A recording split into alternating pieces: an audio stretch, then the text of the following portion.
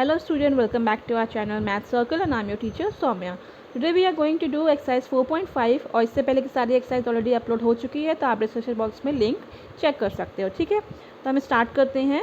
Question 1, draw rough sketch of a quadrilateral. आपको एक quadrilateral बनाना है। इसका मतलब होता है जिसकी 4 साइड्स हो। क्वाड्रिलेटरल मतलब हैविंग 4 साइड्स। ठीक है, पी की वाला उसका नाम है।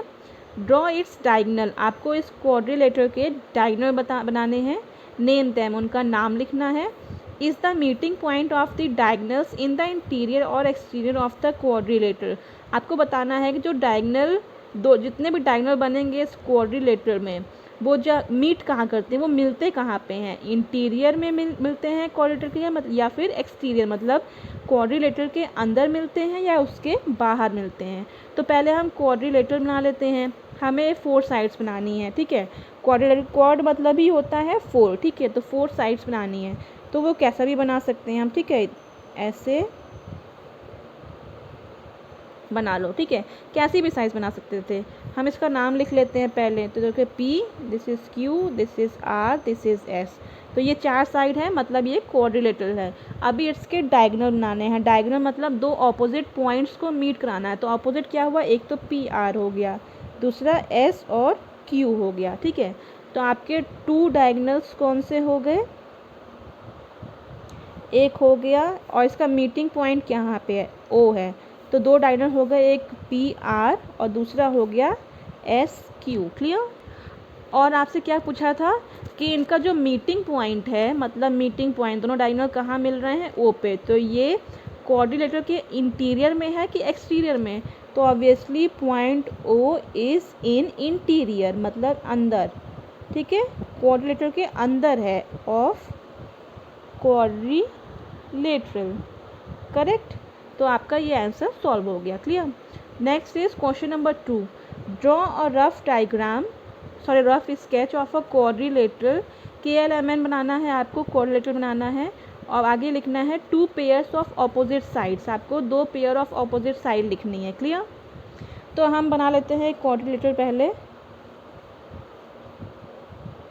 कैसे भी बना सकते हैं, एग्जैक्टली सेम साइड हो, डिपेंड ज़रूरी नहीं करता। ठीक है, तो ये K, ये L, ये M and this is N। तो 2 पेयर ऑफ ऑपोजिट साइड मतलब इसमें 4 साइड्स हैं, ऑब्वियसली 2 अपोजिट हैं, एक ये इसके अपोजिट है, ये इसके अपोजिट है। तो क्या होगा, 2 पेयर मतलब आपको 2 पेयर मतलब 4 साइड्स लिखनी है पेयर्स में। ठीक है, तो इसका आंसर क्या हो जाएगा, पहला है फर्स्ट पेयर क्या होगा, KL एंड और इसका अपोजिट है MN। और आपका सेकेंड पेयर क्या हो जाएगा, KN एंड LM। ठीक है, मतलब ये इसके ऑपोजिट है और ये इसके ऑपोजिट है। क्लियर। तो ये आप ऐसे लिख सकते हो क्योंकि हम सेगमेंट की बात कर रहे हैं। नेक्स्ट है 2 पेयर्स ऑफ ऑपोजिट एंगल, मतलब इसमें ऑपोजिट एंगल्स क्या होंगे, एक एंगल K एंगल M के ऑपोजिट है, ऑपोजिट मतलब उल्टा। एक एंगल N आपका एंगल L के ऑपोजिट है। तो हम लिख सकते हैं एंगल KLM एंगल KNM, ये एक पेयर हो गया। दूसरा angle LKN and angle LMN। ठीक है, मतलब KLM क्या है, KLM इसके उल्टा क्या है, KNM है एंड LKN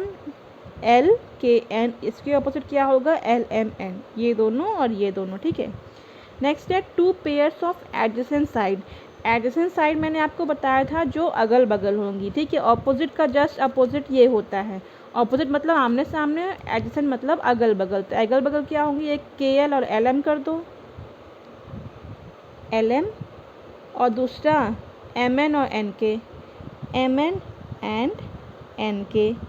ठीक है, तो इसमें आपको सिर्फ 2 ही पेयर पूछा है, इसलिए हमने ये बनाया। तो KL और LM किया, मतलब KL और LM। तो KL के साथ आप KN भी कर सकते थे। ठीक है, वैसे मान लो अगर ये देखोगे तो ये देखो, अगर ये देखना है तो ये देखो, ये देखना है तो ये देखो, आप कोई भी 2 कर सकते हो। तो इसमें आपके 4 नहीं कर सकते हैं, बस 2 ही पूछा है तो मैंने आपको 2 ही कराया। ठीक है, 2 पेयर्स ऑफ एडजेसेंट एंगल्स, मतलब 2 पेयर आप बताना है जो एंगल एडजेसेंट हो, मतलब एंगल्स जो अगल बगल हो। एक तो K और L हो जाएगा, तो एंगल K एंगल एल, ठीक है। इसमें मैं आपको 2 नहीं 4 पेयर बता देती हूँ, ठीक है। एक तो पहला ये हो गया के और एल, के और एल, एक के एन भी हो जाएगा, एंगल के और एंगल एन। ये दोनों पेयर बना लो तो भी एडजेसेंट है, ये दोनों पेयर बनाओगे तो भी एडजेसेंट होगी। नेक्स्ट क्या होगा, एल एम हो सकता है, angle L M, sorry angle L, angle M, ये दूसरा है, ये तीसरा। तो एल एम किया तो एम एन भी कर सकते हैं, एंगल एम, एंगल एन। देखो ऐसे 4 बन गए, क्लियर। तो ऐसे आप निकाल सकते हो कि आपके क्या डिफरेंट एंगल्स हैं, ठीक है। तो आई होप आपको एक्सरसाइज 4.5 क्लियर हो गई होगी, ठीक है। तो अगर आपको एक्सरसाइज समझ में आई हो तो प्लीज़ कमेंट करके बताइए, लाइक सब्सक्राइब और शेयर कीजिए। अगर कोई भी क्वेश्चन की क्वेरी है तो आप डिस्क्रिप्शन बॉक्स में लिंक डाल सकते हैं। और क्लास 7th का आपको मैथ्स NCERT एग्जैक्टली 1 जून से 6 PM पे स्टार्ट हो जाएगा, तो आप वहाँ से पढ़ सकते हो। Thank you so much guys, have a nice day.